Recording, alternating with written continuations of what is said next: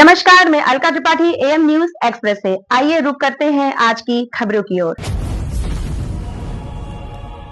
नकली खाद को लेकर केंद्रीय कृषि मंत्री सख्त, मुख्यमंत्रियों को शिवराज सिंह ने भेजे पत्र। केंद्रीय मंत्री शिवराज सिंह ने कहा कि किसानों से खाद के साथ टैगिंग की मिलने वाली शिकायतों और ब्लैकमेलिंग के मामले में कठोरतम कार्यवाही के निर्देश देते हुए कहा कि नकली खाद बेचना महापाप है। उन्होंने नकली या घटिया खाद के मामले में कड़ी कार्यवाही करने के लिए सभी राज्यों के मुख्यमंत्रियों को पत्र भी भेजे।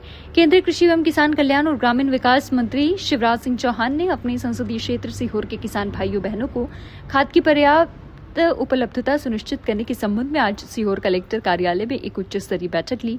बैठक में शिवराज सिंह ने निर्देश दिए कि किसानों को कहीं कोई दिक्कत नहीं होना चाहिए, खाद सबको मिलना चाहिए। उन्होंने बैठक में वर्चुअल जुड़े केंद्र सरकार के कृषि एवं किसान कल्याण विभाग और उर्वरक मंत्रालय के वरिष्ठ अधिकारियों के साथ ही भोपाल से जुड़े राज्य सरकार के अधिकारियों को निर्देश दिए कि वे उर्वरक कंपनियों से समन्वय कर समान रूप से खाद वितरण की व्यवस्था सुनिश्चित करें। आज एक महत्वपूर्ण बैठक यहाँ पे हुई है, जिसमें भोपाल और दिल्ली से भी संबंधित अधिकारी हम लोगों ने जोड़े थे। रबी की फसल के लिए हमारे किसान भाइयों को सुविधा पूर्वक खाद मिल जाए, उसकी व्यवस्था के बारे में हम लोगों ने आज व्यापक चर्चा की है।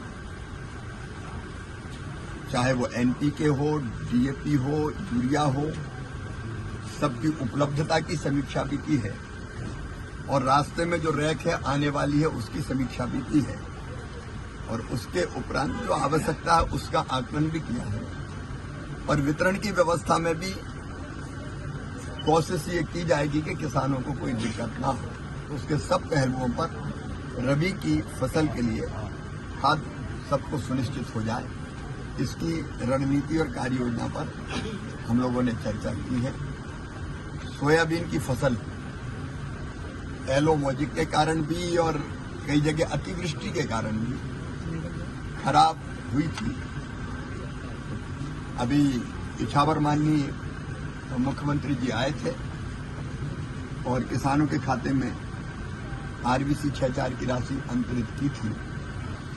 कुछ जगह और ऐसे प्रकरण आए थे कि नुकसान हुआ था और राहत की राशि नहीं मिली, तो उसमें भी ये कहा कि एक बार रीसर्वे यहाँ बहुत जरूरी है, वहाँ हो जाएगा ताकि कोई भी किसान जिसका वास्तव में नुकसान हुआ है वो वंचित ना रहे और इसके बाद फसल बीमा योजना का लाभ भी मिले।